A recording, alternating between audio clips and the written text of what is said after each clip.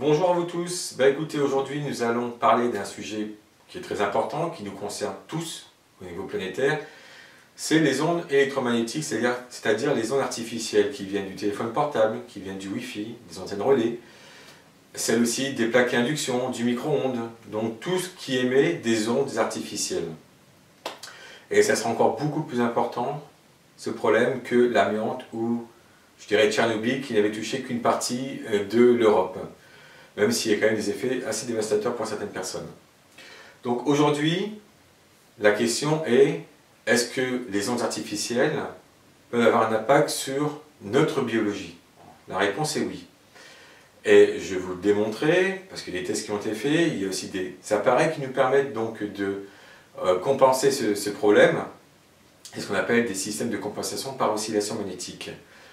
Alors pour commencer aussi, c'est que personnellement j'ai travaillé dans ce qu'on appelle les liaisons interbâtiments radio-laser. C'est-à-dire, il y a des systèmes laser, c'est comme la fibre optique. On va connecter deux bâtiments entre eux et pour que le flux d'informations puisse être échangé directement entre deux bâtiments.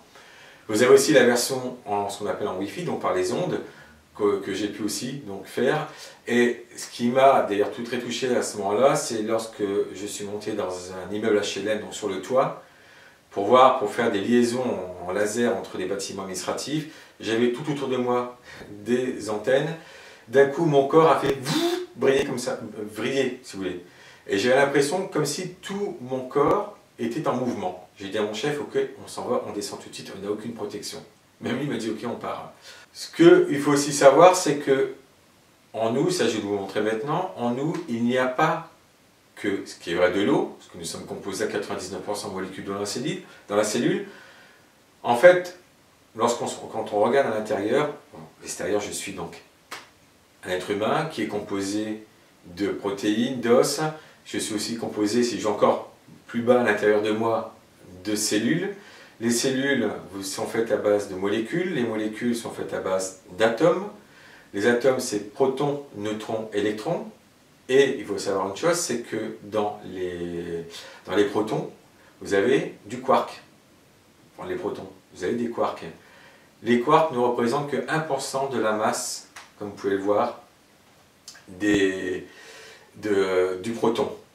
Les 99%, c'est du vide. Mais ce vide n'est pas vide. Il a ce qu'on appelle une impédance.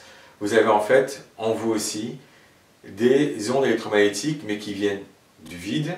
Peut-être que Marcel Violet avait raison quand il parlait des ondes cosmiques.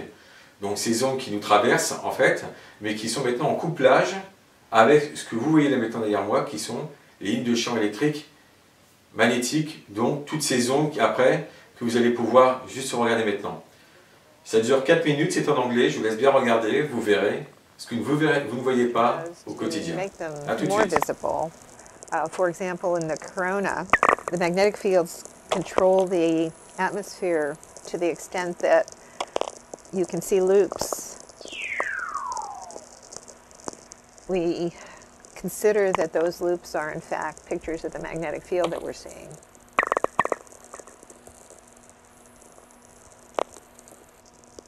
The description that scientists often use is hairy ball.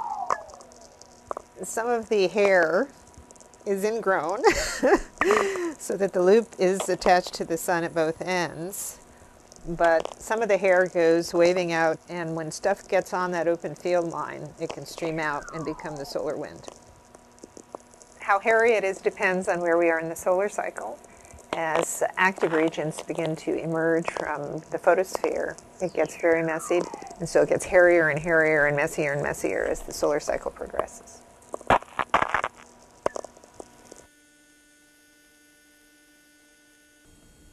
And there's no active region around. Magnetic field can be generated just by the turbulent motions itself. And what you see is that all the magnetic field tends to be crushed and centralized in these intergranular lanes, between the bubbles. So if you're looking at the surface, you see these little dancing dots. And they'll appear, they'll emerge, and then they'll move around, and they'll hit each other, and they'll cancel or be submerged. Things happen on many different time scales. Photons take hundreds of thousands of years to random walk their way from the core all the way out to where we see them at the photosphere, yet in a millionth of a second you can have a reconnection or something that completely changes the topology of the corona.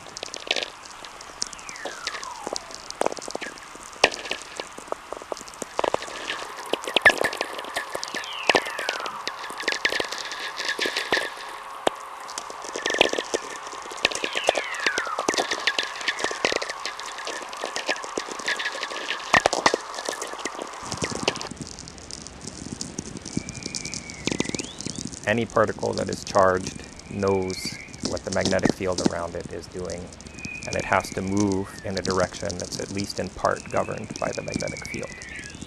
And if you have a closed loop of magnetic field, particles moving in that magnetic field will move in such a way that they will never leave. They orbit the magnetic field lines very quickly, and they whiz around back and forth and back and forth. Once they're on those closed magnetic field lines, they stay there as long as nothing else happens. If you were above one given region of Mars's surface, you might see magnetic field lines bursting out straight towards you. And as they get closer to you, they start to curve away and they turn so that they zoom off into the distance, and then they bend back and they go diving back down. But you're not seeing just one of these. You see this happening all around you.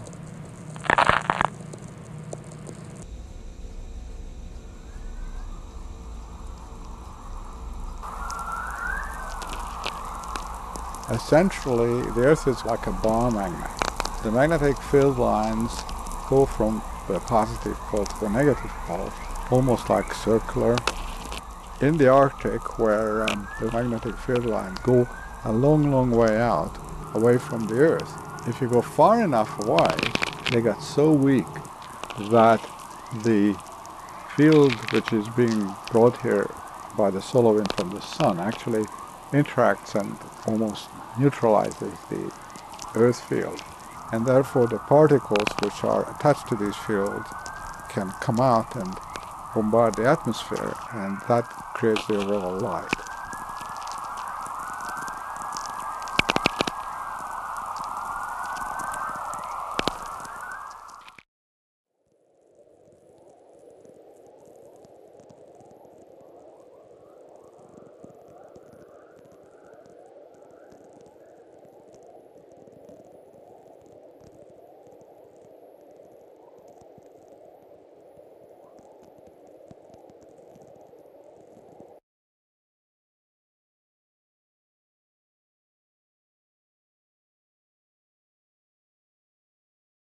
Donc comme vous avez pu le voir, toutes ces ondes vous traversent au quotidien, et surtout, j'aime bien ce passage, vous savez, ces petites particules qui sont dans une cloche et qui tournent d'une certaine façon. En fait, c'est un peu comme vos ions, vos calcium par exemple, votre calcium.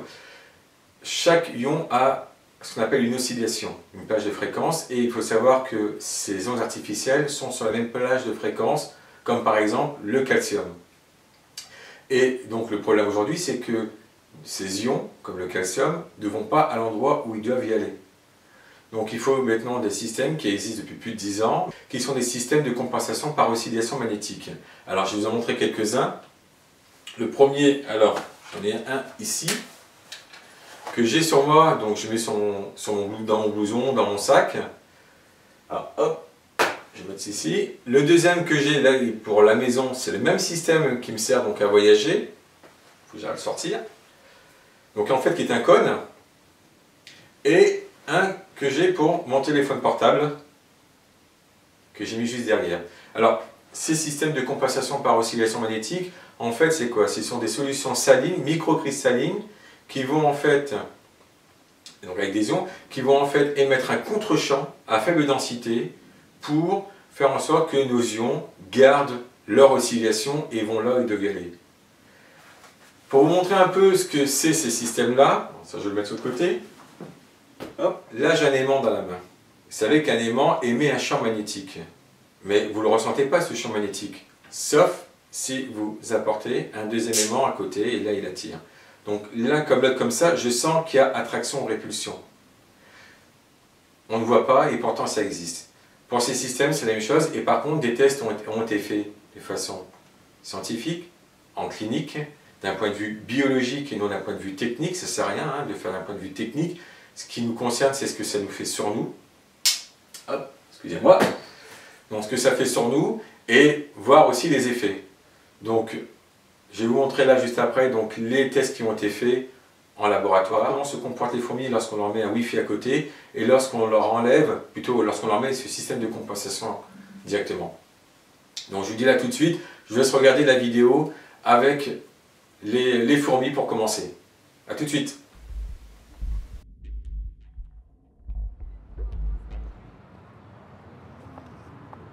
En juillet 2012, une scientifique de l'Université libre de Bruxelles mettait en évidence l'impact préoccupant des ondes GSM sur le comportement et le conditionnement des fourmis. Eh bien ici, vous êtes dans un laboratoire d'éthologie et de physiologie de sociétés de fourmis, c'est-à-dire donc le fonctionnement des sociétés de fourmis. Les travaux sur les ondes ont été publiés aux États-Unis et là, ça a fait un ramdam terrible. Beaucoup de personnes sont venues me trouver et l'homme n'est pas bête. Ce qu'il veut maintenant, c'est un système de protection. Il faut donc un test pour tester la protection. Ces personnes désirent un test instantané, comme un alcool test. Et ce que j'ai mis au point, c'est très simple. Quand, nerveusement, il y a quelque chose qui ne va pas, automatiquement, la locomotion des animaux est perturbée. Eh bien, je quantifie tout simplement la locomotion des fourmis. C'est fait le jour même, on a le verdict le soir même. Je vous explique ça dans un moment. La rencontre avec Madame Commerz, en fait, elle est spécifique à deux titres. Un, comme vous l'a dit tout à l'heure Madame Commerz, les fourmis sont un révélateur extrêmement sensible, un biorévélateur de la biocompatibilité de l'environnement. Et c'est de cela dont on parle, puisque notre deuxième raison d'être ensemble, c'est de pouvoir rapidement, sans délai, évaluer la dépollution ou la compensation que peut apporter la biotechnologie CMO que nous développons depuis maintenant 15 ans. Bien, eh bien je vais maintenant vous expliquer le petit test éthologique que j'ai mis au point. Je travaille d'abord sur 2 nids contrôles, puis sur 2 autres nids contrôles ici, et je fais bien sûr un contrôle, puis sur les 2 premiers nids, je les irradie avec un Wi-Fi par exemple, je fais le test, et puis sur les autres nids, les 2 autres contrôles, je les irradie avec l'appareil, plus la protection. Et chaque fois, pour chaque nid, à l'aide d'une plaque en verre et d'un marqueur, j'enregistre le trajet de 10 ouvrières. J'ai introduit les trajets dans un programme, un logiciel qu'on a appelé OVS, qui peut permettre d'avoir très rapidement la vitesse linéaire et la vitesse angulaire des fourmis suivies. J'obtiens ainsi toutes les vitesses linéaires, toutes les vitesses angulaires sur toutes les conditions. J'établis les médianes, les quartiles et les distributions dans l'un, l'autre et le troisième des cas. Et je peux faire des tests statistiques entre les valeurs obtenues. C'est très simple et on a le résultat en quelques heures. Nous, en laboratoire, en tout cas de bioélectromagnétisme, nous sommes très intéressés par un système biologique qui rapidement nous dit quelle est la biocompatibilité électromagnétique de l'environnement, évidemment. Vous voyez ici des fourmis dans un état tout à fait normal. Elles ont été nourries il y a 2 jours, donc elles cherchent à manger. Elles sinuent pas tellement et elles marchent allègrement, elles marchent assez vite, elles se déplacent normalement, leurs pattes vont normalement, leurs antennes bougent normalement, elles ne sont pas du tout inquiétées, je peux m'approcher évidemment, hein. Elles sont chez elles sont bien. Le bruit de fond électromagnétique dans la pièce sans Wi-Fi est d'environ 7 millivolts par mètre, c'est-à-dire négligeable. Pendant qu'on irradie les fourmis avec le Wi-Fi, on regarde leur comportement et on voit immédiatement que ce comportement devient anormal. Regardez par exemple celle-ci, sa démarche est anormale. Elle hésite, elle va à droite, elle va à gauche, elle a des difficultés de bouger les pattes et même les antennes deviennent anormales. Si vous regardez cette autre fourmi, voyez que ses antennes recourbent un peu vers l'arrière. On observe ça en cas de grande sécheresse, par exemple. C'est donc un état de stress qui, chez l'homme, peut correspondre à de la fatigue, à une irritabilité, à des maux de tête. Il faut se protéger. Lorsque le Wi-Fi est en fonctionnement, le champ électromagnétique au niveau des fourmis passe à 500 millivolts par mètre, c'est-à-dire 60 fois la mesure précédente. Le routeur Wi-Fi est maintenant installé avec la biotechnologie CMO. Et, peu à peu, on observe que les fourmis retrouvent un comportement normal, en ignorant le rayonnement du routeur. Les mesures montrent que le CMO n'interfère pas sur le fonctionnement du Wi-Fi, qui reste à 500 millivolts. Nous avons ici les trajets contrôle. Vous voyez, donc l'animal ne simule pas beaucoup et a fait en 5 secondes un trajet assez long. Bien. Ceci, ce sont des trajets qui ont été prélevés lors d'une exposition au Wi-Fi. Vous voyez comme c'est très sinueux et les trajets sont beaucoup plus courts. Donc la vitesse linéaire diminue et la sinuosité augmente. Et nous passons maintenant à la troisième condition.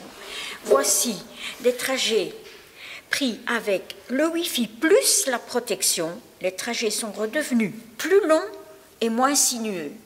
Les valeurs contrôle des fourmis non exposées au Wi-Fi ont des vitesses élevées et des sinuosités basses. Quand les fourmis sont exposées au Wi-Fi, leurs vitesses linéaires sont beaucoup plus petites, tandis que leurs vitesses angulaires, c'est-à-dire leur sinuosité, sont énormes, et elles augmentent avec le temps d'exposition. Avec la protection CMO, les vitesses augmentent à nouveau.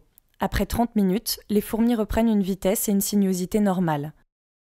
Les résultats exprimés en pourcentage montrent que, sous exposition Wi-Fi, la vitesse linéaire diminue de plus de 30% et la vitesse angulaire augmente jusqu'à 97%. Avec la biotechnologie CMO, la vitesse linéaire ne diminue plus que de 15% après 5 minutes et de seulement 3% après 30 minutes, ce qui est tout à fait négligeable. La vitesse angulaire, quant à elle, n'augmente plus que d'une vingtaine de pourcents, puis seulement de 7%. Ceci prouve bien que la technologie est efficace et que son efficacité augmente au cours du temps. Comme vous avez pu le voir, les fourmis ont un drôle de comportement, c'est le cas de le dire, lorsqu'elles sont en contact, en présence à côté de bornes Wi-Fi, donc elles perdent toute leur mobilité, elles ne vont pas à l'endroit où elles doivent y aller, et avec les systèmes donc, de compensation, elles retrouvent leur direction. Maintenant, on va passer aux choses sérieuses, on va parler de nous.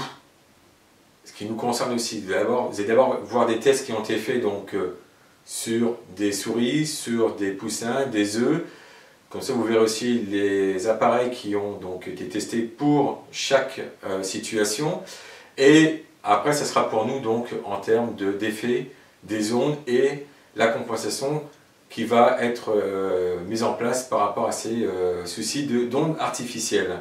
Parce que comme j'ai dit au départ, ces ondes artificielles sont en couplage avec les ondes qui viennent du vide, qui sont en nous. Que Marcel Violet, je pense qu'il avait raison à ce niveau-là quand il parlait d'ondes cosmiques. Et quand on parle de cosmique, ce sont les ondes qui viennent du vide. Nous avons aussi du vide en nous. Il ne faut pas l'oublier.